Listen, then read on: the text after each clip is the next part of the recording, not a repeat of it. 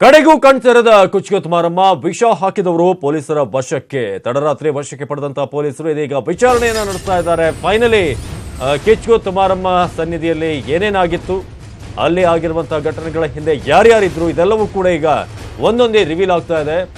ವಿಷ ಹಾಕಿದವರು ಸದ್ಯಕ್ಕೆ ಪೊಲೀಸರ ವಶದಲ್ಲಿದ್ದಾರೆ ಅನ್ನೋದು ಮಾಹಿತಿ ನಮಗೆ ಸಿಕ್ಕಿರೋದು. ತಡರಾತ್ರಿ ಅವರನ್ನ ವಶಕ್ಕೆ ಪಡೆಯಲಾಗಿದೆ. ಯಾರು ವಿಷವನ್ನ ಹಾಕಿದ್ರು, ಅದು ಯಾವ ಒಂದು ಉದ್ದೇಶದಿಂದ, ಇದೆಲ್ಲವೂ ಕೂಡ ಒಂದೊಂದೇ ಈಗ ರಿವೀಲ್ ಆಗ್ತಿದೆ. ಕಡೆಗೂ ಈಗ ಕಿಚ್ಚುಗತ್ ಮಾರಮ್ಮ ತನ್ನ ಕಣ್ಣನ್ನ ತೆರೆದು ಯಾರು ಈ ಒಂದು ವಿಚಾರದಲ್ಲಿ ವಿಷವನ್ನ ಹಾಕಿದ್ದಾರೆ, ಅಂತಹ ಒಂದು ಕ್ರೂರ ಕೆಲಸಕ್ಕೆ ಯಾರು ಕೈ ಹಾಕಿದ್ದು, ಅವರನ್ನ ಈಗ ಪೊಲೀಸರು ವಶಕ್ಕೆ ಪಡೆದಿದ್ದಾರೆ. ಜೊತೆಗೆ ಅವರ ವಿಚಾರಣೆ ಆಗ್ತಾ ಇದೆ ಅಜ್ಞಾತ ಸ್ಥಳದಲ್ಲಿ. ಈಗ ಕಿಚ್ಚುಗತ್ ಮಾರಮ್ಮ ಏನ್ ವಿಚಾರ ಆಯ್ತು ನಿಮ್ಗೆಲ್ಲ ಗೊತ್ತಿದೆ. ಯಾವ ರೀತಿಯಾಗಿ ಒಂದು ಘಟನೆ ಸಾಕಷ್ಟು ಜನರಿಗೆ ಅಲ್ಲಿ ತೊಂದರೆಯನ್ನ ಮಾಡ್ತು. ಜೊತೆಗೆ ಎಲ್ಲರೂ ಕೂಡ ಆಸ್ಪತ್ರೆಯಲ್ಲಿ ಜೀವನ ಮರಣ ಹೋರಾಟವನ್ನು ಮಾಡಿದ್ರು. ಜೊತೆಗೆ ಎಷ್ಟು ಜನ ಸಾವನ್ನಪ್ಪಿದ್ರು ಎಲ್ಲವನ್ನು ಕೂಡ ನೋಡ್ತಾ ಇದ್ದಾರೆ ಕರ್ನಾಟಕದ ಜನತೆ. ಈಗ ವಿಷ ಹಾಕಿದಂತ ರಾಕ್ಷಸರೇನಿದ್ದಾರೆ ಅವರ ಪತ್ತೆ ಕೆಲಸ ಆಗ್ತಿದೆ. ತಡರಾತ್ರಿ ಪೊಲೀಸರು ವಶಕ್ಕೆ ಪಡೆದು ಈಗ ವಿಚಾರಣೆಯನ್ನ ನಡೆಸ್ತಿದ್ದಾರೆ. ಮೊದಲನೇದಾಗಿ ಸಾಲೂರು ಮಠದ ಇಮ್ಮಡಿ ಮಹಾದೇವ ಸ್ವಾಮೀಜಿ, ಅದೇ ರೀತಿಯಾಗಿ ಮ್ಯಾನೇಜರ್ ಮಾದೇಶ್ ಪತ್ನಿ ಅಂಬಿಕಾ, ನಾಗರಕೋಯಿಲ್ ಅರ್ಚಕ ಸೇರಿದಂತೆ ಎಲ್ಲರ ವಿಚಾರಣೆ ಆಗ್ತಾ ಇದೆ ಸದ್ಯಕ್ಕೆ. ಸಾಲೂರು ಮಠದ ಇಮ್ಮಡಿ ಮಹಾದೇವ ಸ್ವಾಮೀಜಿ, ಅದೇ ರೀತಿಯಾಗಿ ಮ್ಯಾನೇಜರ್ ಮಾದೇಶ್ ಮತ್ತು ಮಾದೇಶನ ಪತ್ನಿ ಅಂಬಿಕಾ, ಇನ್ನು ನಾಗರಕೋಯಿಲ್ ಅರ್ಚಕ ದೊಡ್ಡಯ್ಯ ಪೊಲೀಸರ ವಶದಲ್ಲಿದ್ದಾರೆ. ಅವರೆಲ್ಲರೂ ಕೂಡ ಅರೆಸ್ಟ್ ಮಾಡಲಾಗಿದೆ. ಸದ್ಯಕ್ಕೆ ವಿಚಾರಣೆ ತ್ವರಿತಗತಿಯಲ್ಲಿ ಸಾಗ್ತಾ ಇದೆ. ಇವರೇ ವಿಷವನ್ನ ಬೆರೆಸೋದಕ್ಕೆ ಸುಪಾರಿಯನ್ನು ಕೊಟ್ಟಿದ್ದ ಮಹಾದೇವ ಸ್ವಾಮೀಜಿಯೇ ಕೊಟ್ಟಿದ್ದ. ದೇವಸ್ಥಾನದ ಮ್ಯಾನೇಜರ್ ಮಾದೇಶ್ ಅಂಬಿಕಾಗೆ ಸುಪಾರಿಯನ್ನ ಕೊಡ್ಲಾಯ್ತಾ? ಈ ರೀತಿಯಾಗಿ ಮಾದೇಶ್ ಮತ್ತು ಅಂಬಿಕಾಯಿಂದ ದೊಡ್ಡಯ್ಯನಿಗೆ ಸುಪಾರಿ, ಈ ರೀತಿ ಒಂದು ಚೈನ್ ಲಿಂಕ್ ರೀತಿಯಾಗಿ ಇದು ವರ್ಕ್ ಆಗಿದೆ ಅನ್ನೋ ಒಂದು ಶಂಕೆ ವ್ಯಕ್ತವಾಗಿದೆ. ಸ್ವಾಮೀಜಿ ಅಂಬಿಕಾ ಸೂಚನೆಯಂತೆ ಪ್ರಸಾದಕ್ಕೆ ವಿಷವನ್ನ ಬೆರೆಸಲಾಯ್ತಾ? ದೊಡ್ಡಯ್ಯ ಮೂಲಕ ವಿಷವನ್ನ ಬೆರೆಸುವಂತ ಕೆಲಸವನ್ನ ಮಾಡಿದ್ರ? ಪ್ರಸಾದಕ್ಕೆ ವಿಷ ಬೆರೆಸಿದ್ದು ಆರೋಪಿ ದೊಡ್ಡಯ್ಯ ಅಂತ ಹೇಳಲಾಗ್ತಿದೆ. ದೊಡ್ಡಯ್ಯ ನಾಗರಕೋಯಿಲ್ ದೇವಸ್ಥಾನದ ಅರ್ಚಕ ಆಯ್ತಾ? ಈತನಿಗೆ ಅಂಬಿಕಾ ವಿಷವನ್ನ ಬೆರೆಸೋದಾಗಿ ಅಲ್ಲಿ ಸುಪಾರಿಯನ್ನ ಕೊಡ್ತಾರೆ. ಅಂಬಿಕಾಗೆ ಸ್ವಾಮೀಜಿ ಆ ಒಂದು ವಿಚಾರವನ್ನ ಹೇಳಿರುವುದು. ಟ್ರಸ್ಟಿ ಚಿನ್ನಪ್ಪನನ್ನ ವಶಕ್ಕೆ ಪಡೆದು ತೀವ್ರ ವಿಚಾರಣೆ ಕೂಡ ನಡೆಸಲಾಗ್ತಿದೆ. ಅಜ್ಞಾತ ಸ್ಥಳದಲ್ಲಿ ಆರೋಪಿಗಳ ವಿಚಾರಣೆ ಸದ್ಯಕ್ಕೆ ಸಾಗ್ತಾ ಇದೆ. ಸೊ ವಿಷ ಹಾಕಿದ್ದು ಯಾರು ಅನ್ನೋ ಒಂದು ಪ್ರಶ್ನೆ ಎಲ್ಲರನ್ನೂ ಕೂಡ ಕಾಡ್ತಾ ಇತ್ತು. ಯಾಕೆ, ಏನ್ ದ್ವೇಷ ಆಯ್ತು ಅಂತ ಈ ವಿಚಾರಕ್ಕೆ ಸಂಬಂಧಪಟ್ಟಂತೆ ತಡರಾತ್ರಿ ಈಗ ಏನು ವಿಚಾರಣೆ ನಡೀತು, ಅವ್ರನ್ನ ವಶಕ್ಕೆ ಪಡೆಯಲಾಯಿತು. ಟ್ರಸ್ಟಿ ಚಿನ್ನಪ್ಪಿ ಅವ್ರನ್ನು ಕೂಡ ಅಲ್ಲಿ ಪೊಲೀಸರು ವಿಚಾರಣೆ ನಡೆಸ್ತಾ ಇದ್ದಾರೆ ಹಲವಾರು ದಿನಗಳಿಂದ. ಅದರ ಜೊತೆಗೆ ನಿನ್ನೆ ತಡರಾತ್ರಿ ಸ್ವಾಮೀಜಿ ಮಹಾದೇವ ಸ್ವಾಮೀಜಿ ಇಮ್ಮಡಿ ಮಹಾದೇವ ಸ್ವಾಮೀಜಿಯನ್ನ ಪೊಲೀಸರ ವಶಕ್ಕೆ ಪಡೆದಂತಹ ಪೊಲೀಸರು ಇದೀಗ ಅಲ್ಲಿ ವಿಚಾರಣೆ ನಡೆಸ್ತಾ ಇದ್ದಾರೆ. ಜೊತೆಗೆ ಟ್ರಸ್ಟಿ ಚಿನ್ನಪ್ಪಿ ಅವ್ರನ್ನ ಕೂಡ ವಶಕ್ಕೆ ಪಡೆಯಲಾಗಿದೆ. ಅವರ ವಿಚಾರಣೆ ಕೂಡ ಆಗ್ತಿದೆ. ಇದೆಲ್ಲ ಆದ ಮೇಲೆ ಏನೇನಾಯ್ತು ಅನ್ನೋದು ಬಯಲಿಗೆ ಬರಬೇಕಾಗಿದೆ.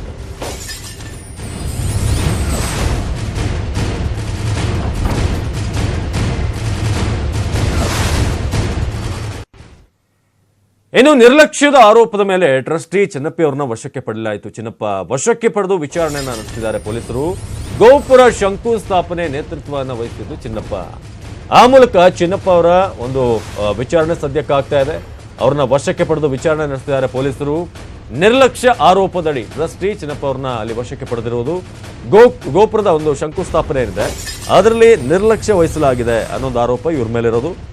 ಆ ಒಂದು ಆರೋಪದ ಮೇರೆಗೆ ಈಗ ಅಲ್ಲಿ ಚಿನ್ನಪ್ಪ ಅವ್ರನ್ನ ಅರೆಸ್ಟ್ ಮಾಡಲಾಗಿರೋದು. ಜೊತೆಗೆ ಅವರ ಬಳಿ ಒಂದಷ್ಟು ಮಾಹಿತಿಯನ್ನ ಕಲೆ ಹಾಕಲಾಗ್ತಿದೆ. ಯಾಕೆ, ಏನಾಯ್ತು, ಈ ಒಂದು ಗೋಪುರ ನಿರ್ಮಾಣದ ಹಿಂದೆ ಇರುವಂತ ಕಥೆ ಏನು, ಯಾರ್ಯಾರ ಪ್ರತಿಷ್ಠೆಯಲ್ಲಿ ಅಡಗಿತ್ತು, ಜೊತೆಗೆ ಇದರ ಉದ್ದೇಶ ಏನಾಗಿತ್ತು, ಯಾಕೆ ಗೋಪುರವನ್ನು ನಿರ್ಮಾಣ ಮಾಡೋದಕ್ಕೆ ಹೊರಟ್ರಿ, ಇದೆಲ್ಲವೂ ಕೂಡ ಈಗ ವಿಚಾರಣೆ ಸಂದರ್ಭದಲ್ಲಿ ಅಲ್ಲಿ ಹೇಳಬೇಕಾಗುತ್ತೆ. ಅವರು ಪೊಲೀಸರ ಮುಂದೆ ಎಳೆಯಾಗಿ ಬಿಚ್ಚಿಡಬೇಕಾಗುತ್ತೆ. ಯಾಕೆ, ಏನ್ ಕತೆ, ಯಾಕೆ ನೀವು ಗೋಪುರವನ್ನು ಕಟ್ಟಕ್ಕೆ ಹೋಗಿದ್ದು, ಗೋಪುರ ಶಂಕುಸ್ಥಾಪನೆಯ ಸಂದರ್ಭದಲ್ಲೇ ಆಗಿರುವಂತಹ ಒಂದು ಪ್ರಸಾದದ ಒಂದು ಹಂಚಿಕೆ, ಆಗ ಯಾಕೆ, ಏನಾಯ್ತು, ವಿಷಯವನ್ನ ಯಾಕೆ ಬೆರೆಸಲಾಯಿತು, ಇದೆಲ್ಲವೂ ಕೂಡ ಒಂದೊಂದಾಗಿ ಹೊರಬರುತ್ತೆ. ಅದರ ಜೊತೆಗೆ ಅಂಬಿಕಾ ಸ್ಫೋಟಕ ಸತ್ಯಗಳನ್ನು ಕೂಡ ಬಾಯ್ಬಿಟ್ಟಿರೋದು. ಸೊ ಈ ರೀತಿಯಾಗಿ ದೊಡ್ಡದಾದಂಥ ಒಂದು ಜಾಲ, ದೊಡ್ಡದಾದಂಥ ಒಂದು ಪ್ಲಾನ್ ಆಗಿತ್ತು. ಆದರೆ ಎಲ್ಲರನ್ನ ಸಾಯಿಸಬೇಕು ಅನ್ನೋ ಉದ್ದೇಶ ಇತ್ತೋ ಅಥವಾ ಬೇರೆ ಏನಾದರೂ ಉದ್ದೇಶ ಇತ್ತೋ ನಿಜಕ್ಕೂ ಗೊತ್ತಿಲ್ಲ. ಅದೆಲ್ಲವೂ ಕೂಡ ಗೊತ್ತಾಗುತ್ತೆ. ಆದರೆ ಈಗ ಇಮ್ಮಡಿ ಮಹಾದೇವ ಸ್ವಾಮೀಜಿ, ಈತನ ಹೆಸರು ಈಗ ಬಹಳ ಜೋರಾಗಿ ಕೇಳಬರ್ತಾ ಇದೆ. ಸಾಲೂರು ಮಠದ ಕಿರಿಯ ಶ್ರೀ ಇಮ್ಮಡಿ ಮಹಾದೇವ ಸ್ವಾಮೀಜಿ ಇದೀಗ ಬ್ಯಾಂಕ್ ಮ್ಯಾನೇಜರ್ ಮಾದೇಶ್, ಅಲ್ಲಿ ಒಂದು ದೇವಸ್ಥಾನದ ಮ್ಯಾನೇಜರ್ ಮಾದೇಶ್ ಮತ್ತು ಪತ್ನಿ ಅಂಬಿಕಾ ಮೂಲಕ ದೊಡ್ಡಯ್ಯನಿಗೆ ಸುಪಾರಿ ಕೊಟ್ಟು ಆವತ್ತು ವಿಷವನ್ನ ಬೆರೆಸುವಂತ ಕೆಲಸ ಮಾಡಿದ್ರು ಅಂತ ಹೇಳಲಾಗ್ತಿದೆ.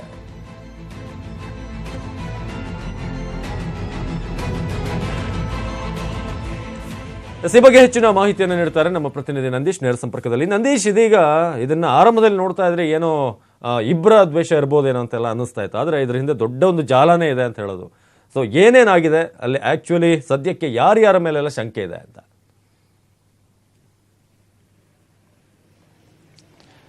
ಅವಿನಾಶ್, ಏನಂದ್ರೆ ಕಿಚ್ಕುತ್ತಿ ಮಾರಮ್ಮನ ದೇವಸ್ಥಾನ ಏನಿದೆ ಚಾಮರಾಜನಗರ ತಾಲೂಕು ಚಾಮರಾಜನಗರ ಜಿಲ್ಲೆ ಹನ್ನೂರು ತಾಲೂಕಿನಲ್ಲಿ, ಆ ಒಂದು ದೇವಸ್ಥಾನದ ಟ್ರಸ್ಟ್ನಲ್ಲಿ 2 ಬಣಗಳಿತ್ತು. ಒಂದು ಸ್ವಾಮೀಜಿಯ ಬಣ, ಮತ್ತೊಂದು ಚಿನ್ನಪ್ಪನವ್ರ ಬಣ. ಸ್ವಾಮೀಜಿ ಬಣದಲ್ಲಿ ಸ್ವಾಮೀಜಿ ಮತ್ತು ವ್ಯವಸ್ಥಾಪಕ ಮಾದೇಶು ಮತ್ತು ಇನ್ನೊಬ್ಬ ಮಾದೇಯ ಅಂತೇಳಿ ಮತ್ತು ಆ ಮಾದೇಶನ ಹೆಂಡತಿ ಅಂಬಿಕಾ ಇವರುಗಳಿದ್ರು. ಇನ್ನೊಂದು ಬಣದಲ್ಲಿ 7 ಜನ ಟ್ರಸ್ಟಿಗಳಿದ್ರು. ಏನಾಗಿದೆ ಅಂತಂದ್ರೆ ಆ ಟ್ರಸ್ಟಿಗಳು ಈ ಸ್ವಾಮೀಜಿ ಒಂದು ಗೋಪುರ ನಿರ್ಮಾಣ ಮಾಡಬೇಕು 1.5 ಕೋಟಿ ರೂಪಾಯಿ ವೆಚ್ಚ ಅಂತ ಮುಂದಾಗಿದ್ರು. 1.5 ಕೋಟಿ ರೂಪಾಯಿ ವೆಚ್ಚ, ಆದರೆ ಟ್ರಸ್ಟ್ನಲ್ಲಿ ಹಣ ಇಲ್ಲ, ಹಾಗಾಗಿ ಬೇಡ ಅಂತೇಳಿ ಇತರ ಟ್ರಸ್ಟಿಗಳು ಅದನ್ನು ವಿರೋಧ ಮಾಡಿದರು. ಆದರೆ ನಾನೇ ಮಾಡ್ತೀನಿ ಅಂತೇಳಿ ಈ ಸ್ವಾಮೀಜಿ ಮುಂದಾಗಿದ್ರು. ಹಾಗಾಗಿ ಬೇಡ, ನೀವು ಮಾಡೋದು ಬೇಡ ಅಂತೇಳಿ ಈ ಟ್ರಸ್ಟಿಗಳು ನಾವೇ ಮಾಡ್ತೀವಿ ಅಂತೇಳಿ ಇವರು ಮುಂದಾಗಿ ಒಂದು ಶಂಕುಸ್ಥಾಪನಾ ಸಮಾರಂಭವನ್ನು ಏರ್ಪಡಿಸಿದ್ರು. ಯಾಕೆಂದರೆ ಆ ಸ್ವಾಮೀಜಿ ಸಿಕ್ಕಾಪಟ್ಟೆ ಹಣವನ್ನು ದುರುಪಯೋಗ ಪಡಿಸ್ಕೊಳ್ತಾರೆ ಮತ್ತು ಅಲ್ಲಿ ಬಂದಿರತಕ್ಕಂಥ ಆದಾಯವನ್ನು ತೆಗೆದುಕೊಂಡು ಹೋಗ್ತಾರೆ. ಅಲ್ಲಿ ಮಾರಮ್ಮನಿಗೆ ಅರ್ಪಿಸಿದಂಥ ಒಂದು ಕಾಣಿಕೆಗಳನ್ನು ತಾವು ದುರುಪಯೋಗ ಮಾಡ್ಕೊಳ್ತಾರೆ ಒಂದು ಆರೋಪ ಇತ್ತು. ಹಾಗಾಗಿ ಟ್ರಸ್ಟಿಗಳಿಗೆ ಸ್ವಾಮೀಜಿಗಳ ಮೇಲೆ ನಂಬಿಕೆ ಇರಲಿಲ್ಲ. ಹಾಗಾಗಿ ನೀವು ಮಾಡೋದು ಬೇಡ, ನಾವೇ ಮಾಡ್ತೀವಿ ಅಂತೇಳಿ ಈ ಒಂದು ಶಂಕುಸ್ಥಾಪನಾ ಸಮಾರಂಭವನ್ನು ಏರ್ಪಡಿಸಿದ್ರು. ಅದಕ್ಕೆ ಟ್ರಸ್ಟ್ ಅಧ್ಯಕ್ಷರ ಅದರ ಇಮ್ಮಡಿ ಮಹಾದೇವ ಸ್ವಾಮೀಜಿಯನ್ನು ಸಹ ಆಹ್ವಾನಿಸಿದರು. ಜೊತೆಗೆ ಆ ಸಾಲೂರು ಮಠದ ಸ್ವಾಮೀಜಿ, ಹಿರಿಯ ಸ್ವಾಮೀಜಿ ಇದ್ದಾರೆ, ಅವ್ರನ್ನೂ ಸಹ ಈ ಕಾರ್ಯಕ್ರಮಕ್ಕೆ ಆಗಮಿಸಿದ್ರು. ಆದರೆ ಅವತ್ತು ಈ ಇಮ್ಮಡಿ ಮಹಾಸ್ವಾಮೀಜಿ ಕಾರ್ಯಕ್ರಮಕ್ಕೆ ಬರಲೇ ಇಲ್ಲ, ದೂರ ಉಳಿದುಕೊಂಡೇ ಪ್ಲ್ಯಾನ್ ಮಾಡಿದ್ರು.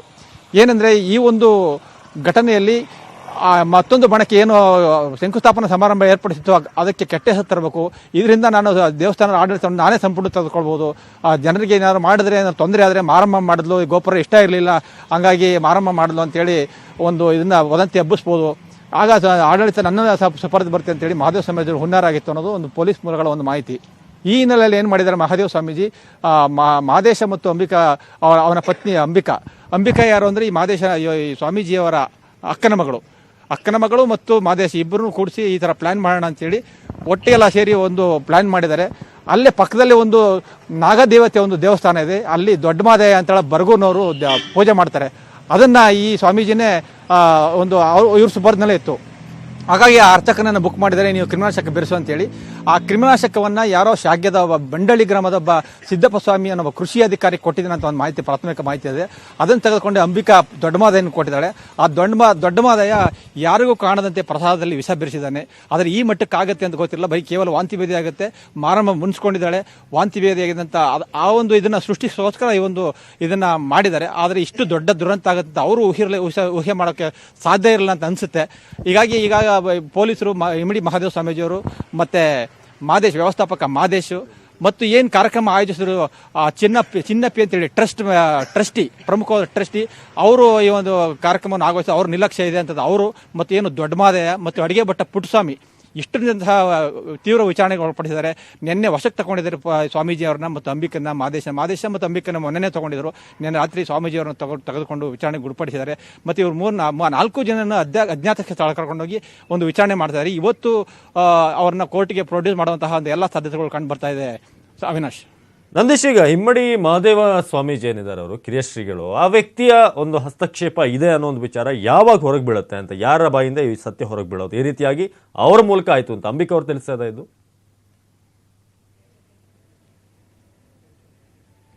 ಖಂಡಿತ. ಅಂಬಿಕಾ ಮತ್ತು ಮಹದೇಶ್ ಅವ್ರಿಗೆ ಏನು ಪೊಲೀಸರು ತೀವ್ರ ವಿಚಾರಣೆಗೆ ಒಳಪಡಿಸಿ ಅವ್ರನ್ನ ಡ್ರಿಲ್ ಮಾಡಿದ್ದಾರೆ. ಆ ಸಂದರ್ಭದಲ್ಲಿ ಅಂಬಿಕಾ ಬಾಯಿ ಬಿಟ್ಟಿದ್ದಾಳೆ ಅಂತ ಒಂದು ಮಾಹಿತಿ ಪೊಲೀಸ್ ಮೂಲಗಳಿಂದ ಬಂದಿದೆ. ಸ್ವಾಮೀಜಿಯವರ ಸೂಚನೆ ಅಂತ ನಾವು ಇದನ್ನು ಪ್ಲಾನ್ ಮಾಡಿದ್ವಿ.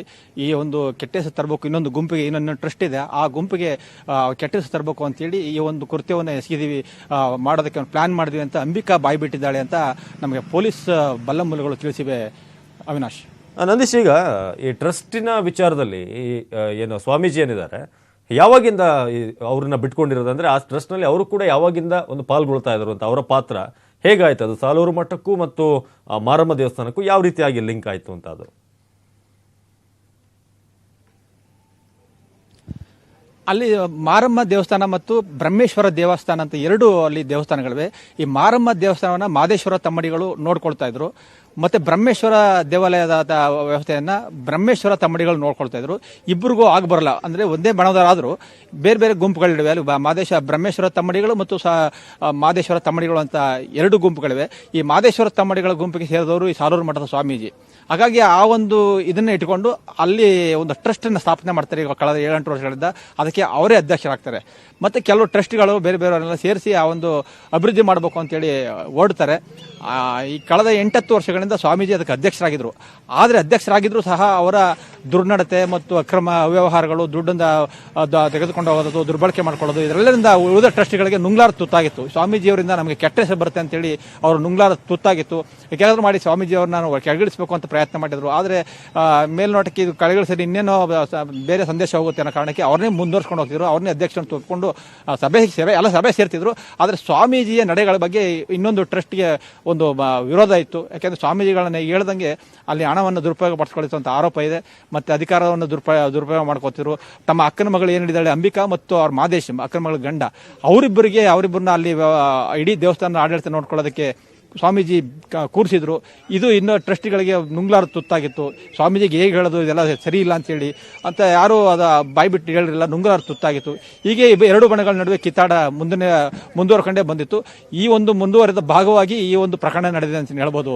ಅವಿನಾಶ್, ನಂದೀಶನು ಗೋಪುರದ ವಿಚಾರದಲ್ಲಿ ಏನೋ ಇಮ್ಮಡಿ ಮಹದೇವ ಸ್ವಾಮೀಜಿ 1.5 ಕೋಟಿ ವೆಚ್ಚದಲ್ಲಿ ಮಾಡೋಣ ಅಂತ ಏನೋ ಹೇಳಿದ್ರು. ಜೊತೆಗೆ ಅದನ್ನ ಚಿನ್ನಪ್ಪ ಅವರು ವಿರೋಧ ಮಾಡಿದ್ರು ಅಂತ, ಬೇಡ ನಾವೇ ಕಟ್ಟಿಸ್ತೀವಿ, ಸ್ವಾಮೀಜಿಯವರ ಹಸ್ತಕ್ಷೇಪ ಆಗಲೇಬಾರದು ಅಂತ.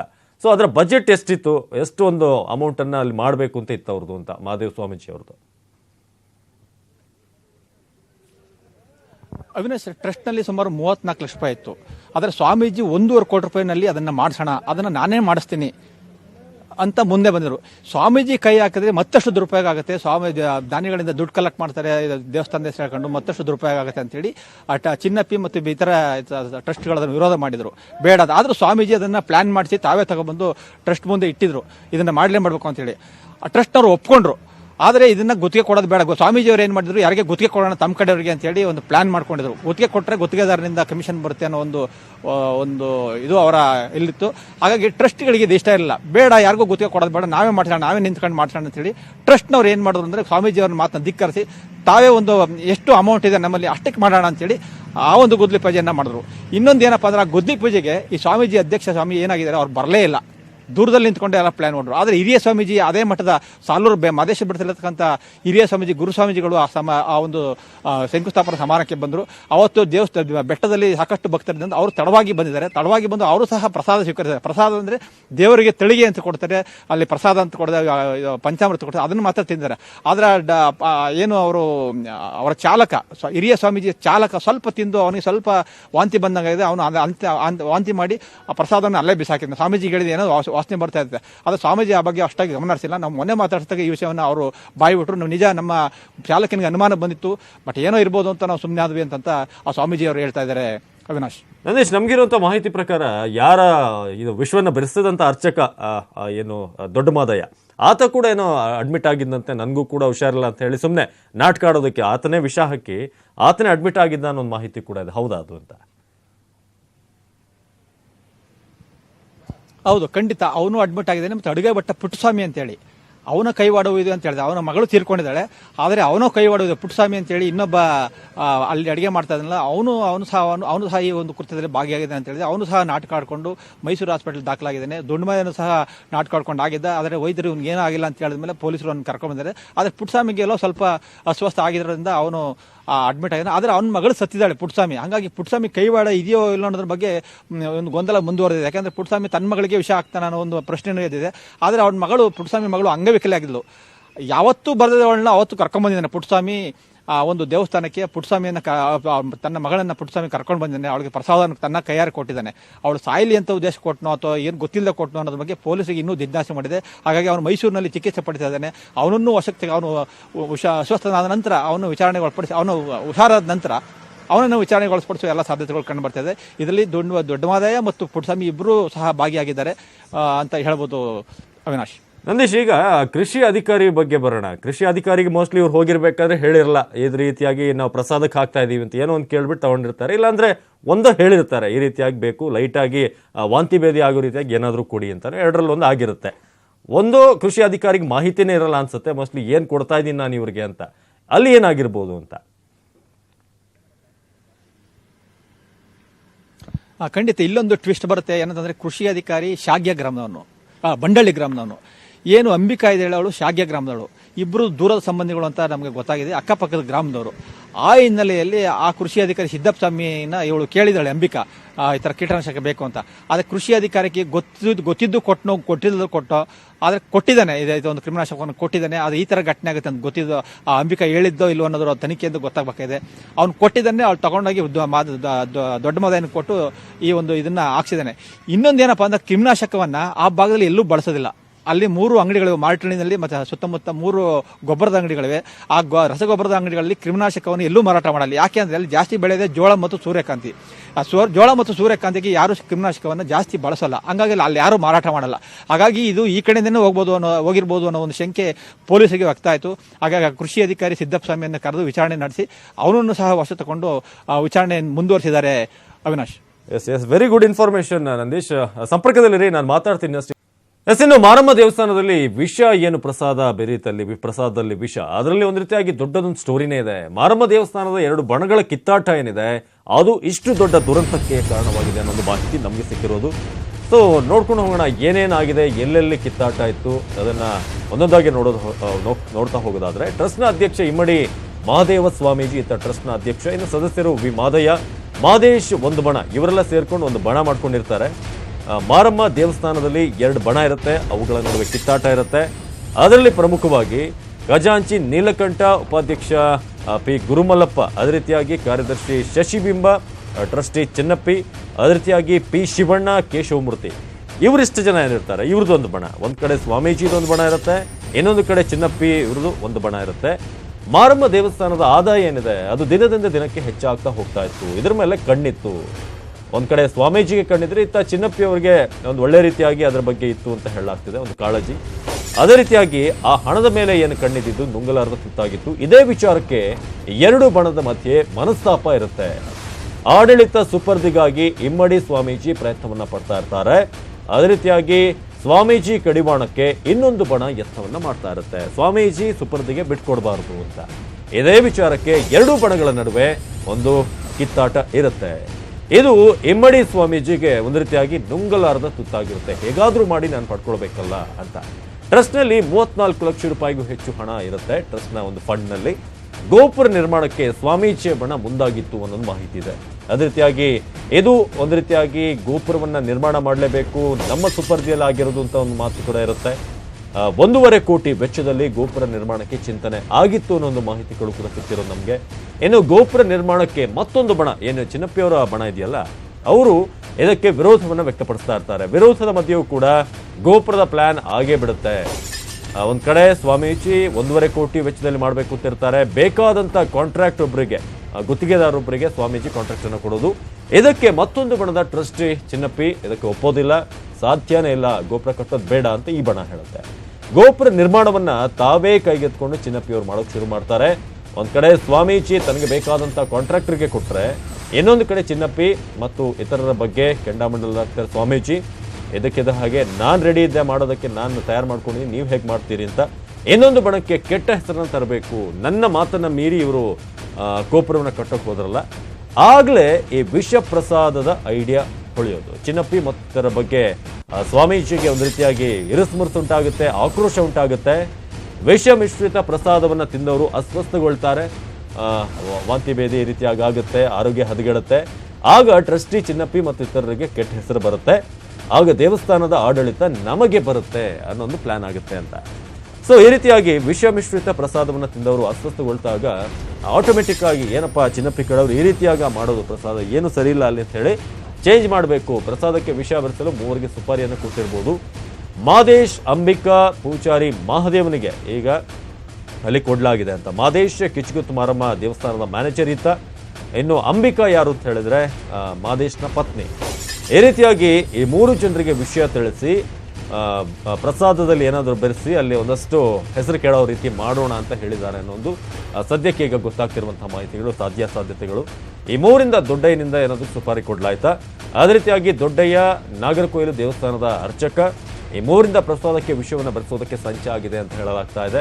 ಇಷ್ಟೆಲ್ಲ ವಿಚಾರಗಳು ಕೇಳಿ ಬರ್ತಾ ಇರೋದು. ಈಗ ಈ ಮೂವರಿಂದ ದೊಡ್ಡಯ್ಯನಿಗೆ ಸುಪಾರಿಯನ್ನು ಕೊಡಲಾಯಿತು. ದೊಡ್ಡಯ್ಯನೇ ಬಂದು ಅಲ್ಲಿ ವಿಷಯವನ್ನು ಬೆರೆಸಿರಬಹುದು, ಈ ರೀತಿಯಾಗಿ ನಡೆದಿದೆ ಅನ್ನೋದು ಸದ್ಯಕ್ಕೆ ಈಗ ವಿಚಾರಣೆಯಲ್ಲಿ ಗೊತ್ತಾಗಿರುವಂಥ ವಿಚಾರ. ಅದೇ ರೀತಿಯಾಗಿ ಮೂವರ ಸೂಚನೆಯಂತೆ ಪ್ರಸಾದಕ್ಕೆ ವಿಷಯವನ್ನ ಬೆರೆಸ್ತಾರೆ ಯಾರು, ದೊಡ್ಡ ಮಾದಯ್ಯ, ನಾಗರಕೋಯಿಲ್ನ ಅರ್ಚಕ. ಅದಾದ ನಂತರ ಏನು ಗೊತ್ತಿಲ್ಲದೆ ಅಲ್ಲಿ ಪಾಪ ಬಂದು ಅಷ್ಟು ಜನ, ಸುಮಾರು 150ಕ್ಕೂ ಹೆಚ್ಚು ಜನ ಅಲ್ಲಿ ಪ್ರಸಾದವನ್ನು ಸ್ವೀಕರಿಸ್ತಾರೆ. ಅದಾದ್ಮೇಲೆ ಏನಾಯ್ತು ನಿಮ್ಗೆಲ್ಲರಿಗೂ ಕೂಡ ಗೊತ್ತಿದೆ, ಇಡೀ ಕರ್ನಾಟಕ ಜನತೆಗೆ ಗೊತ್ತಿದೆ ಏನೇನಾಗಿದೆ ಅಂತ. ದುರಂತದಲ್ಲಿ ಈವರೆಗೆ 15 ಮಂದಿ ಸಾವನ್ನಪ್ಪಿದ್ದಾರೆ, ಹಲವಾರು ಮಂದಿ ಈಗಾಗಲೇ ಅಸ್ವಸ್ಥರಾಗಿದ್ದಾರೆ. ಮೃತಪಟ್ಟವರೆಲ್ಲ ಬಹುತೇಕ ಅಮಾಯಕರು, ಇವರ ಪ್ರತಿಷ್ಠೆ ಏನೂ ಕೂಡ ಗೊತ್ತಿಲ್ಲದಂತಹ ವ್ಯಕ್ತಿಗಳವರೆಲ್ಲರೂ ಕೂಡ. ಇಷ್ಟೆಲ್ಲ ನಡೀತಿದೆ ಟ್ರಸ್ಟ್ನಲ್ಲಿ. ಒಂದಿನ ಇವ್ರು ನಾವು ತಿನ್ನೋ ಪ್ರಸಾದಕ್ಕೆ ವಿಷಯವನ್ನು ಬೆರೆಸ್ತಾರೆ ಅಂತ ಯಾರೂ ಕೂಡ ನೆನೆಸಿರ್ಲಿಕ್ಕಿಲ್ಲ. ಮೃತಪಟ್ಟವರೆಲ್ಲರೂ ಕೂಡ ಬಹುತೇಕ ಅಮಾಯಕರು, ಮಾರಮ್ಮನ ಮೇಲೆ ಇರುವಂತಹ ಒಂದು ಭಕ್ತಿಯ ಮೇಲೆ ಬಂದಂಥವ್ರು. ಆದರೆ ಈ ಇಮ್ಮಡಿ ಮಹಾದೇವ ಸ್ವಾಮೀಜಿ, ಅವ್ರ ಜೊತೆ ಇದ್ದಂಥ ಮಹದೇಶ್, ಅಂಬಿಕಾ, ಇವ್ರದೆಲ್ಲ ಏನು ಪ್ಲಾನ್ ಇತ್ತು ಯಾರಿಗೂ ಪಾಪ ಗೊತ್ತಿರಲಿಲ್ಲ. ದೇವಿಯ ಮೇಲಿರುವಂಥ ಭಕ್ತಿಗೋಸ್ಕರ ಬಂದಲ್ಲಿ ಪ್ರಸಾದವನ್ನು ಸ್ವೀಕರಿಸಿರ್ತಾರೆ. ಅದಾದ ನಂತರ ಎಲ್ಲರೂ ಕೂಡ ಈ ರೀತಿಯಾಗಿ ಒಂದು ಕೆಟ್ಟ ಸಾವನ್ನ ಪಡೆದರು ಅಂತ ಹೇಳ್ಬೋದು.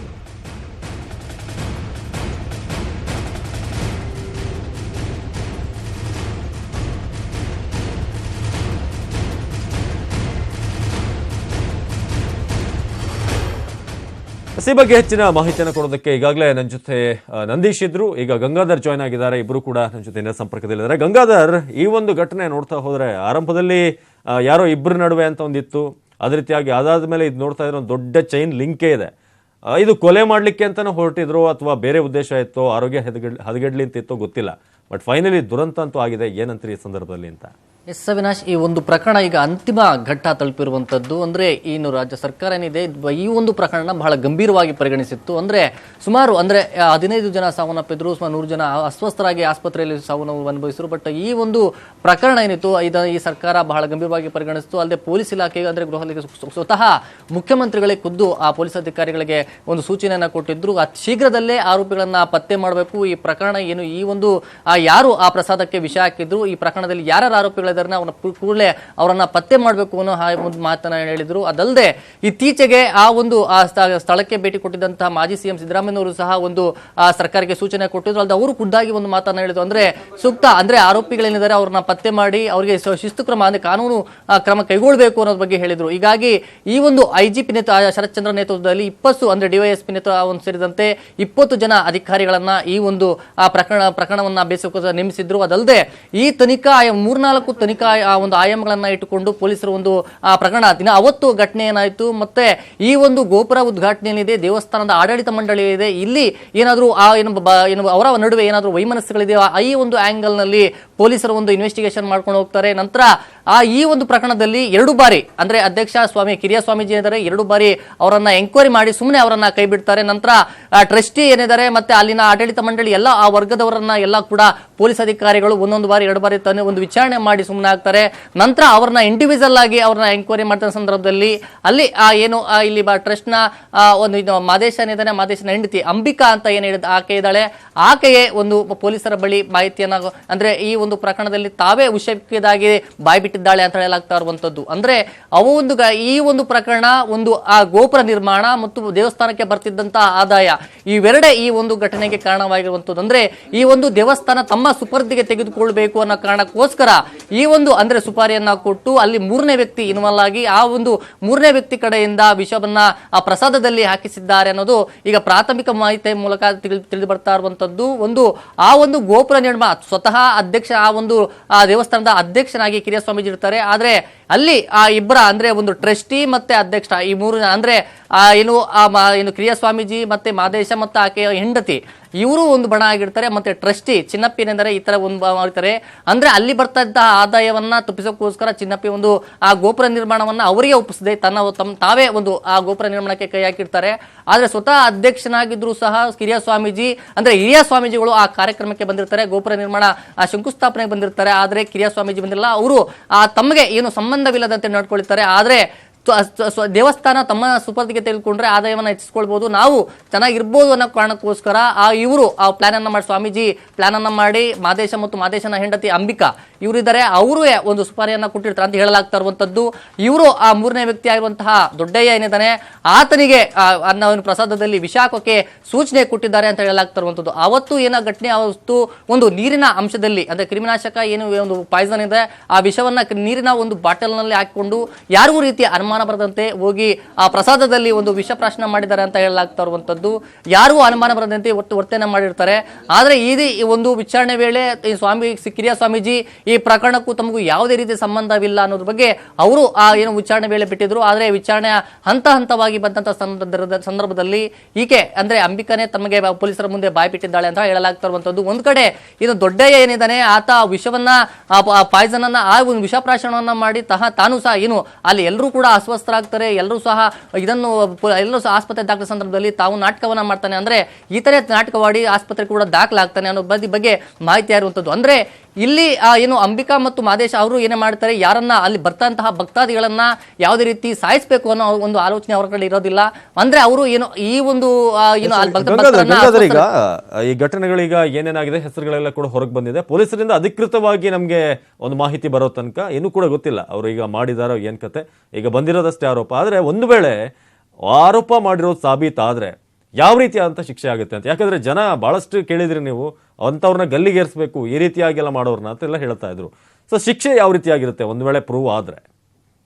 ಇಡೀ ಕರ್ನಾಟಕ ಈ ಒಂದು ಪ್ರಕರಣ ನಡೆದ ಕೂಡಲೇ ಇಡೀ ಕರ್ನಾಟಕದ ಜನ ಅಲ್ಲ ಸರ್ಕಾರ ಕೂಡ ಬಹಳ ಗಂಭೀರ ಅಂದ್ರೆ ಶಿಸ್ತು ಕ್ರಮವನ್ನ ಕೈಗೊಳ್ಳಬೇಕು ಅಂತ ಹೇಳಿದ್ರು.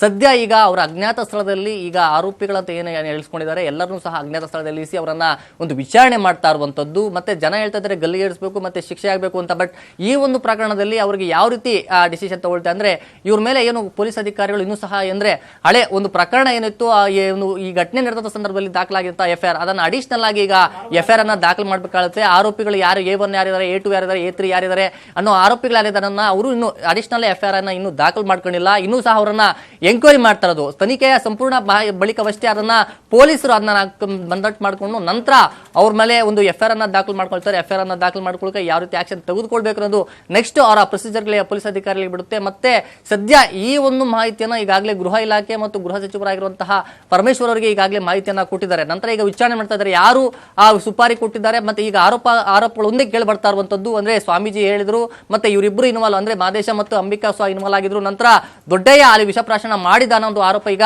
ಅವರ 3-4 ಜನ ಮೇಲೆ ಈಗ ಗಂಭೀರವಾಗಿ ಕೇಳಿ ಬರ್ತಾ ಇರುವಂತದ್ದು. ಮತ್ತೆ ಟ್ರಸ್ಟ್ ಏನು ಆ ಒಂದು ನೇತೃತ್ವ ಗೋಪುರ ನಿರ್ಮಾಣ ನೇತೃತ್ವ ವಹಿಸಿದಂತಹ ಚಿನ್ನಪ್ಪಿ ನಿರ್ಲಕ್ಷ್ಯದ ಆಧಾರದ ಮೇಲೆ ಅವರು ಸಹ ಈಗ ಎಂಕ್ವೈರಿಯನ್ನ ಮಾಡ್ತಾ ಇರುವಂತದ್ದು. ಸದ್ಯ ಈ ಒಂದು ಎಂಕ್ವೈರಿ ನಂತರ ಯಾರ್ಯಾರು ಅಧಿಕೃತವಾಗಿ ಒಂದು ಬಾಗ್ಲಾಯ್ತ ನಂತರ ಅವ್ರ ಮೇಲೆ ಒಂದು ಅಡಿಷನಲ್ ಆಗಿ ನಾನು ನಂದೀಶ್ ಹತ್ರ ಮಾಹಿತಿಯನ್ನು ಸ್ವಲ್ಪ ಪಡಿತೀನಿ. ನಂದೀಶ್, ಇದೀಗ ಗ್ರಾಮದಲ್ಲಿ ಯಾವ ರೀತಿಯಾದಂತ ಮಾತುಕತೆ ಇದೆ, ಏನಂತ ಇದಾರೆ ಅಲ್ಲಿನ ಜನ, ಈ ರೀತಿ ಆಗಿರ್ಬೋದು ಅಂತ ಅವರು ಕೂಡ ಹೇಳ್ತಿದಾರ, ಸಾಧ್ಯತೆ ಇದೆ ಅಂತ? ಖಂಡಿತ. ಸುಳ್ವಾಡಿ ಮಾದಮ್ಮನ ದೇವಸ್ಥಾನ ಸುತ್ತಮುತ್ತ ಕೆಲವು ಹಳ್ಳಿಗಳಿವೆ. ಮಾಟಹಳ್ಳಿ ಇರ್ಬೋದು, ಬಿದರಳ್ಳಿ ಇರ್ಬೋದು, ವಡಕೆಹಳ್ಳಿ ಇರ್ಬೋದು, ಮತ್ತು ನಾಲಾ ರೋಡ್ ಇರ್ಬೋದು. ಈ ಸುತ್ತಮುತ್ತ 8 ಹಳ್ಳಿಗಳಿವೆ. ಆ 8 ಮಾತುಗಳು ಗ್ರಾಮಗಳಲ್ಲೂ ಸಹ ಈ ಒಂದು ಆರೋಪ ಕೇಳಿ ಬರ್ತದೆ. ಸ್ವಾಮೀಜಿನೇ ಇದಕ್ಕೆ ಕಾರಣ ಇರ್ಬೋದು ಅಂತ ಮೊದಲೇ ಮಾತಾಡ್ಕೊಳ್ತಾ ಇದ್ರು. ಆದರೆ ಯಾವುದೇ ಒಂದು ಅಧಿಕೃತವಾದ ಸಾಕ್ಷ್ಯಾಧಾರಗಳು ಇರಲಿಲ್ಲ. ಜನಗಳಿಗೆ ಗೊತ್ತಿತ್ತು ಸ್ವಾಮೀಜಿ ಮಾಡಿರ್ಬೋದು ಅನ್ನೋ ಒಂದು ಶಂಕೆ ಬಲವಾಗಿ ಇತ್ತು. ಸ್ವಾಮೀಜಿ ಬಗ್ಗೆ ಮತ್ತು ಆ ಮಾದೇಶನ ಬಗ್ಗೆ ಮತ್ತು ಅಂಬಿಕನ ಬಗ್ಗೆ ಬಲವಾದ ಶಂಕೆ ಇತ್ತು. ಆದರೆ ಯಾರೂ ಸಹ ಅಧಿಕೃತವಾಗಿ ಹೇಳ್ತಿರಲಿಲ್ಲ ಮತ್ತು ಪೊಲೀಸರು ಸಹ ಇನ್ನೂ ತನಿಖೆ ಕೈಗೊಂಡಿಲ್ಲದಿರೋ ಕಾರಣ ಜನರು ಇವರೇ ಮಾಡಿರ್ಬೋದು ಅನ್ನೋದು ತಮ್ಮಲ್ಲೇ ಮಾತಾಡ್ಕೊಳ್ತಾ ಇದ್ರು. ಆದರೆ ಇದು ನಿಜವಾಗಿದೆ. ಗ್ರಾಮಸ್ಥರ ಒಂದು ಶಂಕೆ ಪೊಲೀಸರ ಒಂದು ಪ್ರಾಥಮಿಕ ಒಂದು ತನಿಖೆಯಲ್ಲಿ ಒಂದು ಗೊತ್ತಾಗಿದೆ. ಇದಿಷ್ಟು ಏನು ಇದುವರೆಗೆ ನಡೆದಿದೆ ಘಟನೆಗಳು ಈ ವಿಚಾರಣೆಗೆ ಸಂಬಂಧಪಟ್ಟಂಗೆ ಇದು ಪ್ರಾಥಮಿಕ ತನಿಖೆ. ಇನ್ನೂ ರಾತ್ರಿ ಸಹ ಅವ್ರನ್ನ 4 ಜನರನ್ನ ಅಜ್ಞಾತ ಸ್ಥಳದಲ್ಲಿಟ್ಟು ಅವ್ರನ್ನ ತೀವ್ರ ವಿಚಾರ ಗುರುಪಡಿಸಿದ್ದಾರೆ. ಇನ್ನು ಬೇರೆ ಬೇರೆ ವಿಚಾರಗಳು ಅಥವಾ ಬೇರೆ ಬೇರೆ ಟ್ವಿಸ್ಟ್ಗಳನ್ನ ಪಡೆಯುವಂತಹ ಎಲ್ಲ ಸಾಧ್ಯತೆಗಳು ಕಂಡು ಬರ್ತಾ ಇದೆ. ಈಗ ನಾವೇ ಇದೇ ಫೈನಲ್ ಅಂತ ಹೇಳೋಕ್ಕಾಗಲ್ಲ. ಆದರೆ ಇವರೇ ಆರೋಪಿಗಳು. ಆದರೆ ಯಾಕೆ ಮಾಡಿದ್ರು, ಹೇಗೆ ಮಾಡಿದ್ರು ಅನ್ನೋದ್ರ ಬಗ್ಗೆ ಪೊಲೀಸರು ಇನ್ನೂ ತನಿಖೆಯನ್ನು ತೀವ್ರಗೊಳಿಸಿದ್ದು ಸತ್ಯಾಂಶ ಇನ್ನಷ್ಟೇ ಹೊರಗೆ ಬರಬೇಕಾಗಿದೆ. ಧನ್ಯವಾದ ನಂದೀಶ್ ಮತ್ತು ಗಂಗಾಧರ್ ಇಬ್ಬರಿಗೂ ಕೂಡ ಮಾಹಿತಿಗಾಗಿ. ಅದೇ ರೀತಿಯಾಗಿ ನೋಡಿದ್ರಲ್ಲ ಯಾವ ರೀತಿಯಾಗಿ ಎಲ್ಲಿಂದ ಎಲ್ಲಿಗೆ ಲಿಂಕ್ ಇದೆ ಅಂತ. ಈಗ ಸದ್ಯಕ್ಕೆ ಬಂದಿರುವಂತಹ ಮಾಹಿತಿಗಳಿಷ್ಟು, ಆದರೆ ದಿನ ಹೋಗ್ತಿದ್ದ ಹಾಗೆ ಇನ್ನೇನೇನು ಟ್ವಿಸ್ಟ್ಗಳಿದೆಯೋ, ಯಾರ್ಯಾರು ಇದರಲ್ಲಿ ಪಾತ್ರಧಾರಿಗಳು ಗೊತ್ತಿಲ್ಲ. ಆದರೆ ಸದ್ಯಕ್ಕಂತೂ ನಮಗೆ ಗೊತ್ತಿರುವಂತಹ ವಿಚಾರಗಳು ಸ್ವಾಮೀಜಿ, ಮಾದೇಶ್ ಮತ್ತು ಪತ್ನಿ ಅದೇ ರೀತಿಯಾಗಿ ಅರ್ಚಕ ಯಾರು ವಿಷಯವನ್ನು ಹಾಕಿದ್ದಾರೆ ಅನ್ನೋದು ಈಗ ಬಂದಿರೋದು. ಆಫಿಷಿಯಲಿ ಮಾಹಿತಿ ಬರೋ ತನಕ ಯಾರು ತಪ್ಪಿತಸ್ಥರು ಅನ್ನೋದು ಗೊತ್ತಾಗಬೇಕಷ್ಟೇ. ಎವಿಸ್ಟ್ರಿ ಹೊತ್ತಿನ ಅಪ್ಡೇಟ್ಸ್ ಮಾರಮ್ಮನ ಒಂದು ವಿಷ ಪ್ರಸಾದದ ವಿಚಾರವಾಗಿ ಈಗ ಅನ್ನದಾತ ಪ್ರಸಾರವಾಗುತ್ತೆ. ನೋಡ್ತಾ ಇರಿ News 18 ಕನ್ನಡ. ಜಾಲ ನಮ್ಮದು, ಬಲ ನಿಮ್ಮದು.